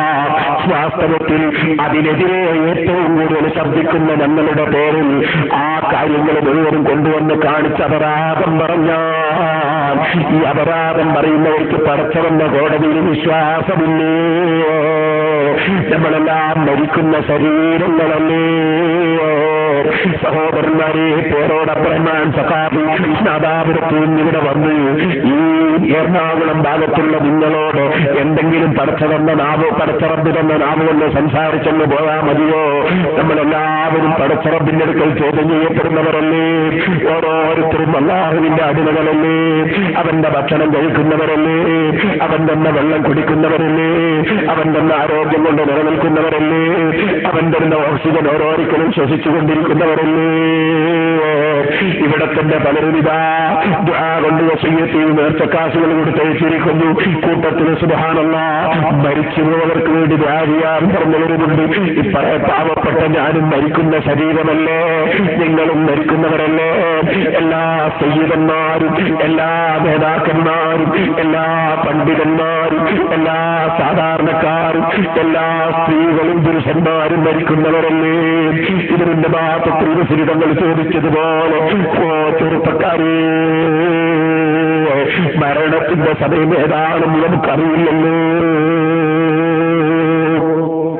പ്രായമുള്ളവരോട് ബഹുമാനപ്പെട്ടവര് പറഞ്ഞു, താടിയും തലയുമൊക്കെ നരച്ചില്ലേ? കളറ് മാറിയാൽ പിന്നെ അപ്പഴം പറിക്കാനായി എന്നതിന്റെ തെളിവല്ലേ? വാഴക്കയില്ലേ? വാഴയുടെ മേലെയുള്ള വാഴക്കുല, അതിന്റെ മേലെയുള്ള പച്ചക്കായവും അതിന്റെ തോലിന്റെ നിറം മാറിയാൽ പിന്നെ അത് മുറിച്ചെടുക്കില്ലേ? ഉരിഞ്ഞെടുക്കില്ലേ? അതുപോലെ താടിയും മീശയുമൊക്കെ പാവപ്പെട്ട എനിക്കും കളറ് മാറി തുടങ്ങിയില്ലേ? നമ്മളെല്ലാം യാത്ര പോകുന്നതിന്റെ സിഗ്നൽ കിട്ടിയില്ലേ? എന്നാൽ ചെറുപ്പക്കാരെ, തേങ്ങ വരണ്ടതിന് ശേഷം പറിക്കുന്നതിന് പകരം അതാ ഇളന്തിന് പറിക്കുന്നത് കാണാറില്ലേ? പച്ചമാങ്ങ പച്ചിടുന്നത് കാണാറില്ലേ? പച്ചക്കായ ഉരിഞ്ഞെടുക്കുന്നത് കാണാറില്ലേ? യുവത്വത്തിലും മരണം സംഭവിച്ചുകൂടെ? ഞാൻ ഈ സദസ്സിലേക്ക് വരുമ്പോ ഒരുപാട് ആലിമീകളും സാദാത്തുക്കളും പലരും എന്റെ കൂടെയുണ്ട്. ഞാനെങ്ങനെ ഓർക്കുന്നു, ഈ ഭാഗത്ത് വരുമ്പോ ഇവിടെയും ഉണ്ടായിരുന്ന ബാലമുസ്ലിയാർ ഇപ്പൊ നമ്മുടെ കൂടെ ഇല്ലല്ലോ. വലിയ പ്രായമൊന്നും അദ്ദേഹത്തിനുണ്ടായിരുന്നില്ലല്ലോ. അല്ലാഹു അദ്ദേഹത്തിന്റെ ഖബർ സന്തോഷത്തിലാക്കട്ടെ. മരണം എല്ലാവർക്കും ഉള്ളതല്ലേ? അത് ചെറുപ്പകാലത്തിൽ സംഭവിച്ചുകൂടാ എന്നില്ലല്ലോ. ശരി, ഒന്നുകൂടി ഞാൻ നിങ്ങളോട് പറയട്ടെ. ഇവരുടെ ഭാഗത്തിൽ വിശ്രിതങ്ങൾ ചെറിയ മക്കളെ വിളിച്ചിട്ട് പറയുന്നു, കുട്ടികളെ, മച്ചിങ്ങ തെറിച്ചു പോകുന്ന വെളിച്ചിന് തോന്നി പോകുന്നത് നിങ്ങൾ കാണാറില്ലേ? ഉണ്ണിമാങ്ങ തോന്നി പോകുന്നത് കാണാറില്ലേ? പച്ചക്കറി പിടിയിട്ട് വരുന്ന സമയത്ത് ഈച്ച കുത്തി പോകുന്നത് കാണാറില്ലേ? മരണം കുട്ടിക്കാലത്തും സംഭവിച്ചുകൂടെ ഒന്നില്ലല്ലോ. അതുകൊണ്ട് തന്നെ മരണം മുന്നിലുണ്ടെന്ന ചിന്തയോടെ നിങ്ങൾ നേർച്ച നടത്തിയാലും ശരി, ആണ്ട് നടത്തിയാലും ശരി. ആണ്ട് എന്ന വാചകത്തിന്റെ അർത്ഥം കൊല്ലമെന്നാണ്. കൊല്ലത്തിൽ പറഞ്ഞു വരുന്ന പ്രവർത്തനങ്ങളാകുമ്പോ അതിനാണ്ടെന്ന് പറയുകയാണ്. കാണുന്നില്ലേ നിങ്ങൾ ഇപ്പോൾ സർവ്വ മുജാഹിദിന്റെ പള്ളിയുടെ സമീപത്തും കുട്ടനെയും പോത്തിനെയും കൊണ്ടുവന്ന് കെട്ടിയില്ലേ? ആണ്ട് കഴിക്കാൻ വേണ്ടി കെട്ടിയതല്ലേ? ആരുടെ ആണ്ടാണോ? ഇബ്രാഹിം നബി അലൈഹി സ്വലാത്തു വസ്സലാമിന്റെയും ഇസ്മായിൽ നബി അലൈഹി സ്വലാത്തു വസ്സലാമിന്റെയും സ്മരണയ്ക്ക് വേണ്ടി ആണ്ടിലൊരിക്കൽ കുട്ടനെ അറുക്കാൻ, പോത്തിനെ അറുക്കാൻ നിർദ്ദേശിക്കപ്പെട്ടതല്ലോ ഉലുഹിയ്യത്ത് പറയുന്നത്. പക്ഷേ അറുക്കുന്ന സമയത്ത് അവരത് ചിന്തിക്കുന്നില്ല. പണ്ടെങ്ങാനും മരണപ്പെട്ടു പോയ രണ്ട് മഹാന്മാരെ അനുസ്മരിച്ചുകൊണ്ട് ആണ്ടിലൊരിക്കൽ അറുക്കാനുള്ളതല്ലേ ഉലുഹിയ്യത്ത് പറയുന്നത്. അത് 4 ദിവസം തുടർച്ചയായി നീണ്ടു നിൽക്കുന്ന ആണ്ട് പരിപാടിയല്ലേ? പെരുന്നാളിന്റെ അന്നും പിറ്റൊന്നും 4 ദിവസവും അറവ് നടത്താമല്ലോ. അതാ മഹാന്മാരുടെ പേരിലുള്ളതല്ലേ? ഇത് ഞാൻ നാദാവെന്ന് പറഞ്ഞപ്പോ മൗലവി പറഞ്ഞു, പേരോടിന് ആണ്ടെന്താണെന്നറിയില്ല, മരിച്ചതിനെ അടിസ്ഥാനപ്പെടുത്തിയാണ് ആണ്ടുണ്ടാവുക. ഇബ്രാഹിം നബി മരിച്ചത് ദുൽഹജ്ജ് 10-നാണോ എന്ന് അയാൾ ചോദിച്ചു. അയാളെ അറിവ് കുറവാണ്. അല്ലാഹു അദ്ദേഹത്തിന് വിവരം കൊടുക്കട്ടെ. നിങ്ങൾ ചിന്തിക്കൂ, ബദരീകൾ ആണ്ട് നമ്മൾ കൊണ്ടാടാറില്ലേ? അന്ന് ബദരീകൾ മരിച്ച ദിവസമാണോ? ബദരീകളിൽ 1-ാമത്തെ മെമ്പർ മുഹമ്മദുർ റസൂലുള്ളാഹി വഫാത്തായത് റമദാൻ 17-നാണോ? റസൂലുള്ളാഹിന്റെ വഫാത്ത് റമദാൻ 17-നാണോ? സിദ്ദീഖുൽ അക്ബർ 2-ാമത്തെ മെമ്പറാണ്, വഫാത്ത് റമദാൻ 17-നാണോ? ഉമർ ഇബ്നു ഖത്താബ് 3-ാമത്തെ മെമ്പറാണ്, അവിടുത്തെ വഫാത്ത് റമദാൻ 17-നാണോ? റമദാൻ 17 ബദരീങ്ങൾ ആണ്ട് കൊണ്ടാടുന്നതിന്റെ കാരണം എന്താണ്? ബദരീങ്ങളുടെ ജീവിതത്തിൽ പ്രധാനപ്പെട്ട സംഗതി നടന്ന ദിവസമാണെന്ന്. അതുകൊണ്ട് ആ ദിവസം അതിന് തെരഞ്ഞെടുത്തു, ആ മാസം അതിന് തെരഞ്ഞെടുത്തു. ഇതുപോലെ ഇബ്രാഹിം നബി അലൈഹിസ്സലാത്തു വസ്സലാമിന്റെയും ഇസ്മായിൽ നബിയുടെയും ജീവിതത്തിൽ വളരെ പ്രധാനപ്പെട്ട ത്യാഗം നടന്ന ദിവസം, അവരുടെ ആണ്ടിനു വേണ്ടി മുസ്ലിം ലോകത്ത് അല്ലാഹു നിശ്ചയിച്ചു. അതിനാൽ 4 ദിവസവും കൊല്ലത്തിലൊരിക്കൽ ഈ 2 മഹാന്മാരെ അനുസ്മരിച്ചുകൊണ്ട് അല്ലാഹുവിന്റെ പേര് ഉച്ചരിച്ച് കുട്ടനെയും പോത്തിനെയും ഒക്കെ അറുത്തു കൊടുക്കുന്നത്, അതാ സുന്നികളല്ലാത്തവരും ആണ്ട് വിരോധികളും അറുത്തു കൊടുക്കുന്നത് കാണുന്നില്ലേ? അവരും ആ മാംസം തിന്നുന്നില്ലേ? പക്ഷേ അവരതിന്റെ നിയമങ്ങൾ അതിലംഘിച്ചുകൊണ്ട് പല സ്ഥലത്തും അതിന്റെ മാംസം കൊടുക്കാൻ പറ്റാത്തവർക്കും കൊടുക്കുന്നുണ്ട്. അതവർക്ക് എല്ലാം കള്ളത്താക്കണമെന്ന ചിന്തയാണ്. എല്ലാ ദീനിന്റെ നിയമങ്ങളും പൊളിച്ചെഴുതേണ്ട ആവശ്യമാണ്. അത് നമുക്ക് പറ്റില്ലല്ലോ. ഇപ്പോൾ ഞാൻ അതിലേക്കൊന്നും കടക്കുന്നില്ല. എന്റെ കട്ടുപ്പാറ പ്രസംഗത്തിന്റെ സീഡി കിട്ടുമ്പോൾ നിങ്ങൾ കേട്ടോളൂ, കുറ്റ്യാടിയിലെ പ്രസംഗത്തിന്റെ കേട്ടോളൂ. ഇത് ഞാൻ ആ സീഡിയിൽ കാണിക്കുന്നുണ്ട്. ഇതൊരു ചെറിയ പുസ്തകമാണ്. ഇതിന്റെ തുടക്കം നിങ്ങൾ സക്കാത്ത് കൊടുത്തു എന്നാണ്. സക്കാത്ത് വാങ്ങാൻ കുറെ പാളയും കൊണ്ട് കമ്മിറ്റിക്കാർ സക്കാത്ത് വാങ്ങാൻ, എന്നിട്ട് ഈ സക്കാത്ത് ചെലവഴിച്ച കണക്ക് നോക്കണോ നിങ്ങൾക്ക്? ഇതിന്റെ കണക്കുണ്ടെങ്കിൽ എന്താ കണക്ക്? ഇത് പ്രസിദ്ധീകരിച്ചത് KNM കാരപ്പറമ്പ് ശാഖ സക്കാത്ത് സലി മസ്ജിദുൽ മുജാഹിദീൻ കാരപ്പറമ്പ്. ഇതിലെന്താ കണക്ക് കേട്ടോളെ? കണക്ക് കേട്ടോ. KNM കാരപ്പറമ്പ് ശാഖ സക്കാത്ത് സലി 2005 ഒക്ടോബർ മുതൽ 2006 സെപ്റ്റംബർ വരെ വരവ് ചെലവ് കണക്ക്. മുൻ വർഷത്തെ ബാക്കി 41,104. കഴിഞ്ഞ വർഷത്തെ സക്കാത്ത് ഇക്കൊല്ലം ബാക്കി. സാധുക്കൾ തീർന്നുവെച്ചു. ആൾക്കാരോട് സക്കാത്തിന്റെ പൈസ വാങ്ങിയിട്ട് മൗലവിമാര് ബാങ്കിൽ കൊണ്ടിട്ട് പലിശ വാങ്ങാനേ. മുൻ വർഷത്തെ ബാക്കി സാധുക്കൾ തീർന്നു. മുൻ വർഷത്തെ ബാക്കി 41,160. ഇനി അടുത്ത കേട്ടോളി വരവാണ്. മേൽപ്പറഞ്ഞ കാലയളവിൽ മൊത്തം വരവ് 2,65,522. ഇനി ഒരു വരവ് കേട്ടോളി. അടുത്ത വരവ് ബാങ്ക് പലിശ 939. സക്കാത്തിന്റെ ഫണ്ടിലേക്ക് ബാങ്ക് പലിശ വരവേ. നിങ്ങൾ ആലോചിച്ച് എവിടെ എത്തി ഇസ്ലാം? സുബ്ഹാനല്ലാഹ്. അഹല്ലല്ലാഹുൽ ബൈഅ വഹറമ റിബാ. കച്ചവടം അല്ലാഹു ഹലാലാക്കി, പലിശ അല്ലാഹു ഹറാമാക്കി എന്ന് ഖുർആൻ പറയും. എന്നിട്ട് മൗലവിമാര് ബാങ്ക് പലിശ സക്കാത്തിന്റെ ഫണ്ടിലേക്ക്. ഇനി നിങ്ങൾക്ക് ഇതിന്റെ ചെലവ് വെക്കണോ? അല്ലാഹു തആല സക്കാത്ത് കൊടുക്കാൻ പറഞ്ഞായിരിക്കാം. ഇന്നമ സ്വദഖാത്തു ലിൽ ഫുഖറാഇ വൽ മസാകീൻ 8 കൂട്ടർക്കാ. അതിന്റെ ചെലവിന്റെ കണക്ക് വെക്കണോ? കേട്ടോളി. ചെലവ് പ്രിന്റിംഗ് ചാർജ് 520. പ്രിന്റിംഗ് ചാർജ് സക്കാത്തിന്റെ ചെലവ്. ഇന്നമ സ്വദഖാത്തു ലിൽ ഫുഖറാഇ വൽ പ്രിന്റിംഗ്. ഇങ്ങനെ ഖുർആനിലുണ്ടോ? ആളുകളോടൊക്കെ പറയും ഖുർആൻ സുന്നത്തും മുറുക്കി പിടിക്കണം. എന്ത് ഖുർആൻ സുന്നത്തും? അതുകൊണ്ട് മുസ്ലിമീങ്ങളെ, നിങ്ങളെ സക്കാത്ത് കമ്മിറ്റിയുമായി വരുന്ന കക്ഷികൾക്ക്, സക്കാത്ത് പിരിക്കാൻ നടക്കുന്ന കമ്മിറ്റിക്കാർക്ക് കൊടുത്തു നിങ്ങൾ പലിശക്കാരാകല്ല കേട്ടോ, സക്കാത്ത് വീടാത്തവരാകല്ല കേട്ടോ. ഇതൊക്കെ ഞങ്ങൾ ചൂണ്ടിക്കാണിക്കുമ്പോ തർക്കം പറയുകയാണെന്ന് മുസ്ലിമീങ്ങളെ നിങ്ങൾ തെറ്റിദ്ധരിക്കല്ല. നിങ്ങൾ ആഖിറത്തിൽ വെച്ച് ഞങ്ങളെ പിടികൂടും. ഞങ്ങളിത് പറഞ്ഞില്ലെങ്കിൽ നിങ്ങൾ ആഖിറത്തിൽ വെച്ച് കുടുങ്ങുമ്പോൾ ഞങ്ങളെ പിടികൂടും. നിങ്ങൾ ചീത്ത പറയുന്നില്ലല്ലോ, തെറി പറയുന്നില്ലല്ലോ, തെളിവ് സഹിതമല്ലേ കാര്യങ്ങൾ പറയുന്നത്.